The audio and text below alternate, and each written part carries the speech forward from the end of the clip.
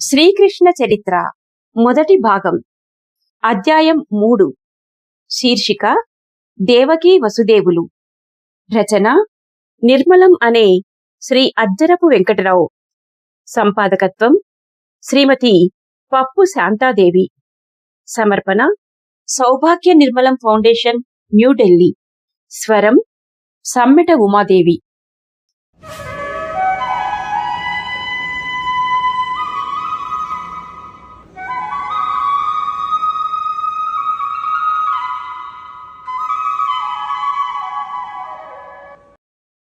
నూతన దంపతులను శూర యాదవ ముఖ్యుని ప్రాంగణములో దింపి తన మందిరమునకు బయలుదేరబోతున్నాడు కంసరాజు. దేవకీ వసుదేవులు అతనికి పాదాభివందనం చేశారు. చెల్లెలని పావను ఆశీర్వదించాడు కంసుడు. వసుదేవా, నీవు చేసిన ప్రతిజ్ఞను మరువకుండా నిలబెట్టుకొనుము అని హెచ్చరించి కంసుడు తిరిగి వెళ్ళిపోయాడు. శూర కుటుంబపు స్త్రీజనము దేవకీ వసుదేవులకు స్వాగతము చెప్పి హారతి ఇచ్చి దృష్టి తీసి లోనికి తీసుకుని వెళ్లారు. దైవానుగ్రహం వల్ల ఆ దుష్టరాక్షసుని చేతిలో చావు తప్పించుకొని బయటపడ్డారు దేవకీ వసుదేవులు. వారి గుండెలు ఇంకా దడదడా కొట్టుకుంటూనే ఉన్నాయి. తన తండ్రి శూరముఖ్యునకు, తల్లి మారీషకు వధూ సహితంగా పాదాభివందనం చేశాడు వసుదేవుడు. కోట నుండి బయలుదేరి తమ మందిరమునకు వచ్చేలోపుగా ఆ కొద్ది క్షణములలో జరిగిన గందరగోళమునకు ప్రమాదము తప్పి ప్రాణములతో బయటపడిన కొడుకును కోడలిని చూచి ఆశ్చర్యపోయాడు శూరముఖ్యుడు. కంసుని చేతి ఖడ్గానికి అడ్డు ఏమిటి? ఒకప్పుడు ముఖ్యులందరూ రాజునెదిరించగల సమర్థులుగానే ఉండేవారు. కాని కంసుడు రాజైన తర్వాత ముఖ్యులకు గల బలములను తాను వశపరుచుకున్నాడు. ముఖ్యులందరినీ నిర్వీర్యులుగా చేశాడు. ఇదివరలో వారంతా రథయుద్ధములలో ప్రవీణులు. ముఖ్యులందరికీ ఎన్నెన్నో రథములు, అశ్వములు ఉండేవి. ప్రతి సంవత్సరము పోటీ పందెములుండేవి. కంసుడు అధికారమును హస్తగతము చేసుకున్న తర్వాత అలాంటి పద్ధతులన్నీ రద్దు చేశాడు. ఉన్నంతలో తిని త్రాగే విలాసపురుషులుగా మనుష్యులందరినీ మార్చివేశాడు. వ్యక్తిగతముగా శూరముఖ్యుడు, ఆయన కుమారులు వసుదేవ, దేవభాగులు తమ శౌర్య ప్రతాపములకు ప్రసిద్ధులే. కాని పరిస్థితులు అనుకూలించినప్పుడు వ్యక్తి శౌర్యము ఏమి పనిచేస్తుంది? పోరాడుతూ ప్రాణాలు పోగొట్టుకోవడానికి మాత్రమే పనికి వస్తుంది. అందువలన ముఖ్యులంతా జరిగిన పరాభవమును దిగమ్రింగి అనుకూలమగు సమయం కోసం కనిపెట్టి చూస్తున్నారు. అశరీరవాణి వాక్కు నిజమేనా? దేవకీ గర్భాన జనించే 8వ కుమారుని వల్ల కంసుడు మరణిస్తాడా? యాదవ కులం దుష్టరాక్షస బాధ నుండి విముక్తమవుతుందా? తమ కష్టములు తీరే రోజు తమ దృక్పథంలోకి వస్తుందా? దుష్ట రాక్షస బాధ నుండి విముక్తమవుతుందా? ఎందరెందరో ముఖ్యులు తమ సర్వస్వమును విడిచి, జన్మస్థానమును విడిచి పరస్థలములకు పోయి తలదాచుకుంటున్నారు. వారందరికీ ఇది నిజముగా శుభవార్తే. ఆ వార్త అలా అన్ని చోట్లకి వ్యాపించింది. చాలామంది సంతోషంగా అందుకున్నారు. కంసరాజు ప్రతిభ, బలము, దర్పము, పరరాజ్య సంబంధములు బాగా ఎరిగినవారు ఆ మాటలను మతిభ్రమగా తీసుకుని చప్పరించి మరచిపోయారు. కాని రాజుకి గల బలదర్పములో ఎంత విశ్వాసమున్నప్పటికీ అతని యందు నిజమగు ప్రేమ గలవారికి మాత్రం ఆ వార్త హృదయశల్యమే అయ్యింది. దేవకీదేవి అపురూప లావణ్యవతి, సంపన్న కుటుంబ సంజాత, దివ్య సుందర గాత్రి, పుష్పకమల సుకుమారి. ఆమె నిర్మల నేత్రాలలో అగాధమైన ప్రశాంతత కనిపిస్తుంది. ప్రశాంత చిత్తంతో పరిస్థితులను సమీక్షించగల వివేకము ఆమెకు జన్మతో లభించిన విద్య. తన పురుషుని శౌర్య పరాక్రమములందు ఆమెకు అమిత విశ్వాసమున్నది. కాని అననుకూల పరిస్థితులలో అతడు మాత్రం ఏమి చేయగలడు? ఆ దుష్టుడగు కంసుని ఎదిరించి యుద్ధము చేస్తే ప్రాణములు పోగొట్టుకుని ఉండేవాడు. అది తనకు ఇష్టము లేదు. తన భర్త వాగ్దానం చేసినట్టు బిడ్డలను ఆ దుష్టునికి అప్పగించడమే కర్తవ్యమని ఆమె గ్రహించింది. భర్త బుద్ధి కుశలతకు సంతోషించింది. ఆకాశవాణి వాక్కులు నిజమా? తనకు పుట్టబోయే 8వ బిడ్డ దుష్టశిక్షణ చేస్తారని కదా ఆకాశవాణి చెప్పింది. ఆ మాటలు నిజమే అయితే 8వ కుమారుడు ఆ రాక్షసుని బారి పడకుండా తప్పక బ్రతుకుతాడు. అంతేకాదు, తనకు 8 కొడుకులు పుట్టేదాకా తనకు తన భర్తకు కూడా ఎలాంటి ప్రమాదము సంభవించడానికి వీలులేదు. కంసుడు ఎత్తిన కత్తిబారి నుండి తాను తప్పించుకొని బయటపడటం ఆకాశవాణి మాటలు యథార్థమని సూచిస్తోంది కదా. తన 8వ కొడుకు పుట్టే వరకు కొంతకాలం కష్టపడినప్పటికీ ఆ తరువాత సుఖపడే అవకాశం కలదనే ఆశ ఆమెకు తృప్తిని కలిగించింది, ధైర్యం సమకూర్చింది, జీవితంలో ఉత్సాహం బయలుదేరింది. మానవులు ఆశాజీవులు. ఆశ వలనే జీవితంలో సంతోషం, మాధుర్యం ఏర్పడతాయి. భావిలో కలగబోయే సుఖ సంతోషములను గూర్చిన ఆశ గతంలోని కష్టనష్టాలను విస్మరింపజేస్తుంది. వర్తమానంలోని దుఃఖాలను సహించే ఓర్పును కలగజేస్తుంది.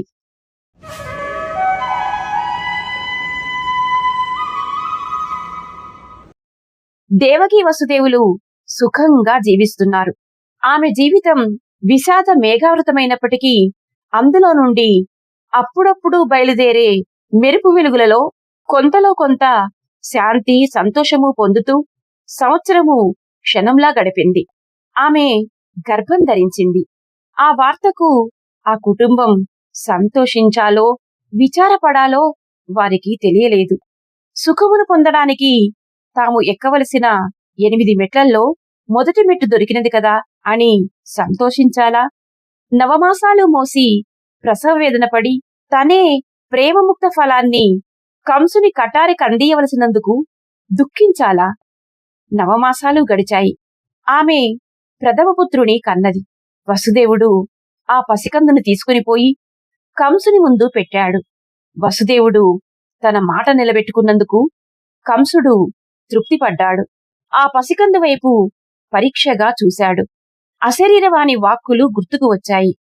దేవకీదేవికి పుట్టబోయే 8వ కుమారుని వలన కదా తనకి ప్రమాదం. ఈ పసికందు ప్రథమ గర్భ సంజాతుడే కదా, వీని వలన తనకు భయమేమిటి? ఆ రాక్షస హృదయంలో కూడా పిసరంత ప్రేమ బయలుదేరింది. తనకు ప్రమాదకారకుడు కాని పసికందును చంపి అనవసరంగా దేవకికి గర్భశోకం కలిగించడమెందుకు? ఈ బిడ్డను విడిచిపెడితే తనకు ప్రమాదము లేకపోగా ప్రజాహృదయంలో తన పట్ల కొంత సానుభూతి ఏర్పడుతుందని అనుకున్నాడు. బావా వసుదేవా, నీవు చేసిన ప్రతిజ్ఞను నిలుపుకున్నావు. నీ సత్యప్రియత్వానికి నాకు చాలా సంతోషమైంది. ఈ బిడ్డ వలన నాకు ప్రమాదము లేదు కదా, వీనిని చంపడం అనవసరం. నాకు ప్రమాదము 8వ బిడ్డ వలనే కదా ఆకాశవాణి చెప్పినది. ఆ బిడ్డను చంపితే నా భయం తీరుతుంది. వీనిని తీసుకొనిపోయి నా చెల్లికిమ్ము, ఆమెను సంతోషముగా జీవించమను అన్నాడు కంసుడు. వసుదేవుడు తన చెవులను తానే నమ్మలేకపోయినాడు. తను వినిన మాటలు నిజమేనా లేక పరిహాసమా? కంసుని హృదయంలో కరుణకు స్థానమున్నదా? అవును, ఉన్నది కాబోలు. అందరి హృదయాలలోనూ కరుణాస్వరూపుడైన సర్వంతర్యామి ఉంటాడనడానికి ఇంతకంటే నిదర్శనం ఇంకా ఏమి కావాలి? వ్యక్తిగతము అహంకారము, కామక్రోధాదులు అడ్డం వచ్చినప్పుడు ఆ సర్వంతర్యామి సూచనలు పైకి రాకుండా అడుగున పడి ఉండిపోతాయి. దీనజన రక్షకుడు శ్రీమన్నారాయణుడు. ఎవరిని ఎప్పుడు ఎలా రక్షించాలో ఆయనకు తెలుసును అనుకుంటూ కంసరాజునకు కృతజ్ఞత తెలిపి ఆ దీనజన మందారుడైన భగవంతుని దివ్యలీలా వైభవమును కొనియాడుతూ తన భవనమునకు తిరిగి వచ్చి బిడ్డను తల్లి చేతులకు అందించాడు.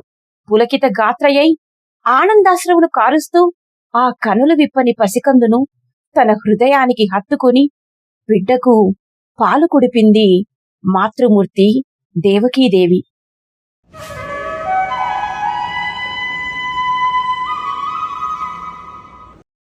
దేవకీదేవి మగ శిశువుని కనడం, వసుదేవుడు ఆ శిశువుని కంసుని వద్దకు తీసుకునిపోయి అప్పగించడం, కంసుడు కరుణామయుడై ఆ బిడ్డను చంపకుండా విడిచిపెట్టడం, మున్నగు వార్తలు నగరం నలుమూలలా వ్యాపించాయి.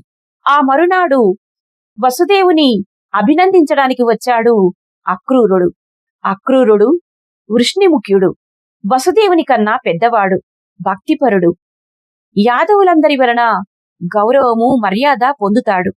అక్రూరుడు ఇలా అన్నాడు: వసుదేవా, కన్నబిడ్డను కసాయివాని ఇంటికి తన చేతులతో తాను తీసుకుని పోయి అర్పించటం చాలా కష్టమైన కార్యము. నిరంతర భగవదాయత్త చిత్తములగు మహానుభావులకు ధర్మమునందు, సత్యమునందు అకుంఠిత విశ్వాసము గల ధీరులకు తప్ప అన్యులకు ఇది సాధ్యము కాని పని. సోదరా, నీ కర్తవ్యము నీవు నిర్వహించావు. భగవానుడు అనుగ్రహించాడు. నీ బిడ్డను నీకు ప్రాణములతో తిరిగి ఇచ్చాడు. సోదరా, ఫలితముల మాట అటుండనియ్యి. నీ కర్తవ్య దీక్షకు నిన్ను కొనియాడక తప్పదోయి అన్నాడు. వసుదేవుడు: అన్నా, ఇందులో మనము చెప్పుకొని గర్వించదగినది ఏమున్నది? అందరము సర్వంతర్యామయగు ఆ భగవానుని చేతిలో కీలుబొమ్మలము. ఆ సూత్రధారుడు ఆడించినట్లల్లా ఆడవలసిన వారమే కదా. రాజు మా ఎడల చూపిన కరుణకు సంతోషించే స్థైర్యము నాకు కలగడం లేదు. అతడు చపలచిత్తుడు. స్వార్థపరత్వము, ప్రాణభయములకు లోనై జీవించే వ్యక్తిని ఎలా నమ్మగలము? ఏ క్షణములోనైనా అతనిలో మరల భయము బయలుదేరవచ్చును. అతడు ఏమైనా చేయవచ్చును. ధార్మిక జీవన పద్ధతులకు విరోధి అయిన రాజుచే పరిపాలించబడే మనకు మన మాన ప్రాణములకు రక్షణ ఉన్నదని ఎవరు ఎట్లా చెప్పగలరు? ఏ క్షణంలో ఏది జరిగినా జరగవచ్చును. అప్పుడు అక్రూరుడు: నీవు చెప్పినది నిజమే వసుదేవా, కాని మనం ఏమి చేయగలము? నిర్దిష్టమైన దినము కొరకు వేచియుండడం తప్ప మనకు మరో మార్గము లేదు. ఇలా అక్రూర వసుదేవులు మాటలాడుకొనుచుండగానే అశ్వికులైన రాజసైనికులు ప్రాంగణములోకి ప్రవేశించారు. వారి వెనుకనే అశ్వములపై ఆయుధ హస్తులై ప్రలంబ మంత్రి, ప్రద్యోత సేనాని లోనకి ప్రవేశించారు. మరుక్షణంలో రథారూఢుడైన కంసరాజు ఆవరణలోకి ప్రవేశించాడు. రథము మీద నుండి క్రిందికి దిగి చెరచెర లోనికి ప్రవేశించాడు. అక్రూరుడు, వసుదేవుడు దిగ్భ్రాంతులై లేచి నిలుచున్నారు. కంసునికి ఎదురేగారు. అతడు వారిని గమనించనే లేదు. ఎకాయకి దేవకీ గదిలో ప్రవేశించి ఆమె వడిలో పాలు తాగుతున్న బిడ్డను రెండు కాళ్ళు చేతబట్టి తటాలున లాగి నేలకు వైచికొట్టి అక్కడే ఆ తల్లిదండ్రుల సమక్షంలోనే వారి కన్నుల ఎదుటే చంపివేశాడు. జరుగుతున్న సంఘటనను కడులారా చూస్తూ గోలు గోలున ఏడ్చింది దేవకి. బిత్తరపోయి చూస్తున్నారు అక్రూర వసుదేవులు. అంతలో ఇద్దరు రాజోద్యోగులు ముందుకు వచ్చారు. ఒకడు వసుదేవుని చేతులకు శృంఖలములు తగిలించాడు. మరొకడు దేవకిని బంధించాడు. బంధితులనిద్దరను ఒక రథముపై కూర్చోబెట్టి చెరసాలకు తీసుకొనిపోయారు.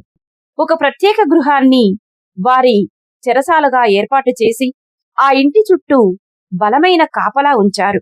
తమ కండ్ల ఎదుట జరిగిన ఆ మహాఘోరాన్ని కన్నుల నీరు కారుస్తూ నిర్ఘాంతపోయి చూస్తున్నాడు అక్రూరుడు. అతని వెనక నిలబడ్డారు దేవభాగుడు, అతని తమ్ములు. ఎవరూ ఏమీ మాటలాడలేదు.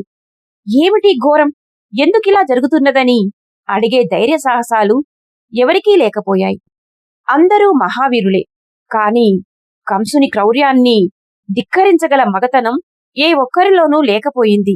కొన్ని క్షణాల క్రితం వరకు స్వేచ్ఛా వాయువులు పీలుస్తూ సంతోషంగా అన్నగారితో కబుర్లు చెప్తున్న వసుదేవుడు ఇప్పుడు బందీ అయ్యాడు. తమ క్రొత్త చెరసాలలో కుమిలి కుమిలి ఏడుస్తున్న దేవకిని ఓదారుస్తున్నాడు. తమ పోషణకు తగు ఏర్పాట్లు చేసే ఒకరిద్దరు పరిచారికలు, కాపలా సైనికుల మధ్య నూతన జీవితం ప్రారంభించారు దేవకీ వసుదేవులు.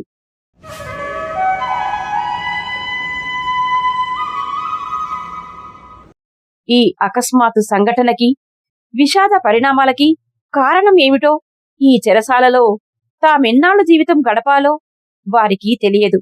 వేళ ప్రకారం పరిచారికలు స్నానాదులు, అన్నపానీయాలు ఏర్పాట్లు చేస్తున్నారు. ఒకరినొకరు ఓదార్చుకుంటూ భార్యాభర్తలు కాలం గడుపుతున్నారు. 2-3 రోజులు పోయిన తర్వాత మహామంత్రి ప్రలంబుడు చెరసాల అజమాయిషికి వచ్చాడు. వసుదేవుని కలుసుకొని, సౌకర్యములు జరుగుచున్నాయా అన్నా ప్రలంబముఖ్య, నీవు స్వయంగా కలగజేసుకొని ఏర్పాట్లు చూస్తున్నప్పుడు మాకు సౌకర్యములకు లోటేమిటి అన్నా, ఈ హఠాత్ సంఘటనకు కారణమేమిటో తెలియక పరిపరి విధముల ఆలోచనలో పడ్డాను. నీకు అభ్యంతరము లేకపోతే ఇలా జరగడానికి కారణమేమిటో చెబుతావా అని అడిగాడు వసుదేవుడు. ప్రలంబుడు కూడా యాదవ ముఖ్యులలో ఒకడు. అతడు రాజకార్యములలో కంసునికి విశ్వాసపాత్రుడై కుడిభుజముగా వ్యవహరిస్తున్నప్పటికీ సాటివారి యందు కొంచెము ఆదరాభిమానములు కలవాడు. అందులో వసుదేవుడంటే అతనికి ప్రత్యేక గౌరవం కూడా కలదు. అందుకు కారణము వసుదేవుని మంచితనమే.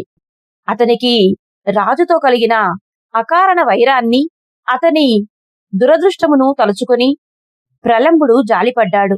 సోదరా, విధివంచితులైన వారికి కష్టములు అనేక చోటుల నుండి అనుకోని విధముగా వచ్చి పడుతుంటాయి. మీరు బంధించబడిన రోజున నారద మహర్షి వచ్చారు.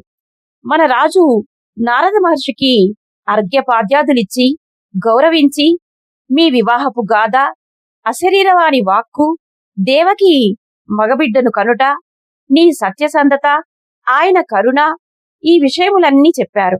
మహర్షి అన్నీ చక్కగా విన్నాడు. కంసరాజా, నీకు తెలియని దేవరహస్యం చెబుతాను విను. నీకు నీ నిజస్థితి తెలియదు. నీవు పూర్వజన్మలో కాలనేమి అనే రాక్షసుడవు, విష్ణు విరోధివి. అయినా నీకు గల శివభక్తి కారణంగా రాజువయ్యావు. నీ అత్యాచారాలు భరించలేక దేవతలందరూ పోయి విష్ణుదేవుని వద్ద మొరపెట్టుకున్నారు. నిన్ను చంపడానికి శ్రీమన్నారాయణుడు భూతలముపై నీలమేఘ శ్యాముడై అవతరించబోతున్నాడు. రాక్షసుడవైన నిన్ను, ఇంకా భూమిపై అత్యాచారాలు చేస్తున్న ఇతర రాక్షసులను చంపడానికి శ్రీమన్నారాయణుడు దేవకీదేవి అష్టమ గర్భంలో జన్మించబోతున్నాడు. దేవకీ వసుదేవులు ఇంకా చాలా మంది యాదవుల రూపంలో అవతార ప్రయోజనం సాధించడం కోసం దేవతలు జన్మించారు. ఇది దేవరహస్యం. ఇదే అశరీరవాణి వాక్కుగా బయలుదేరింది అన్నాడు. కంసునికి వెంటనే మధుక మహర్షి శాపం జ్ఞప్తికి వచ్చింది. ఉగ్రుడై లేచాడు. దేవకీదేవిని అప్పుడే ఆ క్షణంలోనే చంపేస్తే విష్ణుదేవుని అవతరణ జరగదు అనుకున్నాడు. కత్తి దూసి లేచి నిలబడ్డాడు. సంజ్ఞ చేసి కూర్చోమన్నాడు నారద మహర్షి. శాంతించు రాజా, శాంతించు. తొందరపడకు. దేవకీ వసుదేవులను చంపినంత మాత్రాన విష్ణుదేవుని అవతరణము ఆగదు. ఆ విష్ణుదేవునకేమిటి? జగన్నాటక సూత్రధారుడు. తన వైష్ణవ మాయ వల్ల దేవకిని రక్షించవచ్చును, లేదా మరల బతికించవచ్చును. అలాంటి మాయలు జరిగితే ఎక్కడ ఏమి జరిగినా నీకు తెలియకుండా జరిగిపోయాయి. వారిని నీ కనుల ముందే ఉంచుకో. వారికి బిడ్డలు కలగనీయు. నీకు శత్రువైన 8వ బిడ్డ పుట్టినప్పుడు ఆ బిడ్డ వల్ల నీకు ప్రమాదం కలగకుండా చూచుకో అని చెప్పి వెళ్ళిపోయాడు. రాజు వెంటనే బయలుదేరి మీ ఇంటికి వచ్చాడు. ఆ తరువాత జరిగిన సంగతులు నీకు తెలిసినవే కదా.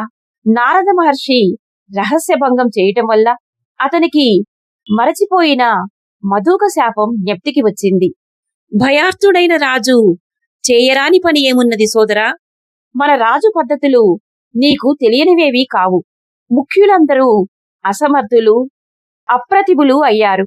అతనిని ప్రతిఘటించి దుఃఖమును కొని తెచ్చుకోవడం కన్నా అనుకూలించి ఏ కించిత్తైనా సుఖజీవనం చేయడం మేలని నా భావం.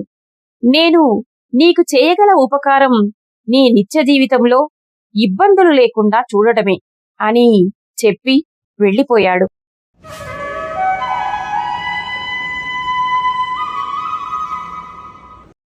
నారదుని మాటలు వినడంతోనే కంసునిలో చెప్పరాని భయం బయలుదేరింది. శత్రు విజృంభణాన్ని అరికట్టాలనుకున్నాడు. దేవకీ వసుదేవులను చెరసాలలో పెట్టాడు. వారి కన్నబిడ్డను తను స్వయంగా తన చేతులతో చంపేశాడు. తన రాక్షసమిత్రులందరినీ హెచ్చరించాడు. విష్ణు భక్తులను చిత్రహింసలు చేయమన్నాడు. తన రాజ్యంలో విష్ణు భక్తులకు తావులేదన్నాడు. ఎక్కడ విష్ణు భక్తులు లేరో అక్కడ విష్ణువు ఉండడని అతని అభిప్రాయం. దినమొక యుగముగా రోజులు గడుపుతున్నారు మధురానగర ప్రజలు. దేవకీదేవి ఏటా ఒక బిడ్డ చొప్పున చెరసాలలో ప్రసవించింది. 6 మగ శిశువులు పుట్టారు. 6 హతమార్చాడు కంసుడు. దేవకీదేవి గర్భశోకమును అనుభవింపలేక గోలుగోలున ఏడ్చింది. ఆదిదేవ, నారాయణ, ఆపద్బాంధవ, ఆర్తత్రాణ పరాయణ, నీవే దిక్కు. 6 బిడ్డలు మా కనుల ఎదుట హృదయ విదారకమైన చావును పొందారు. నీవు ఈ అసమర్థుల గర్భమున పుట్టదలిసినచో నిన్ను మేము ఎలా రక్షించగలము?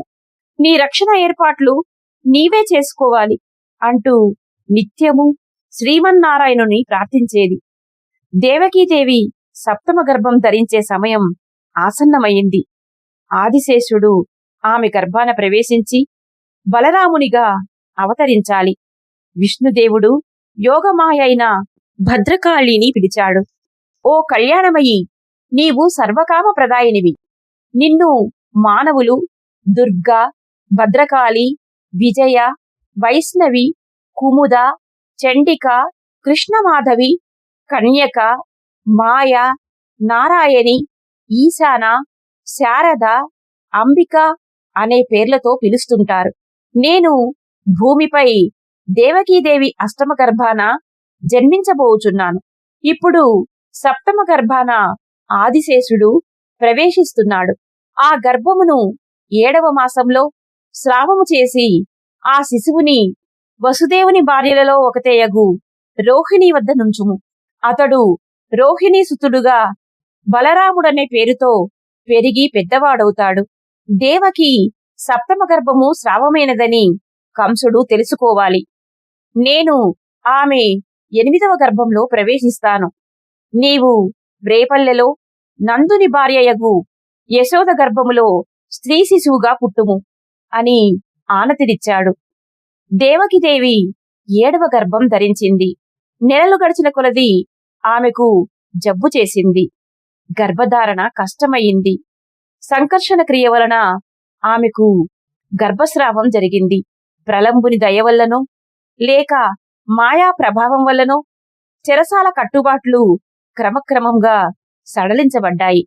దేవకీ వసుదేవులు చెరసాల విడిచి బయటకు పోవుటకు వీలు లేదని నిర్బంధము మాత్రము సడలించబడలేదు. వసుదేవుని భార్యలు, బంధువులు వస్తున్నారు, పోతున్నారు. 7వ మాటు గర్భస్రావమే కనుక ఆ గర్భపిండాన్ని నాశనం చేయటానికి కంసుడు రాలేదు. చనిపోయిన పిండమని మంత్రులు బయట పారేయించగా వసుదేవుని మిత్రులు యోగమాయా ప్రోద్బలం వల్ల ఆ పిండమును భద్రముగా రోహిణి వద్దకు చేర్చారు. ఆ పిండము శిశువుగా కనులు తెరిచినది.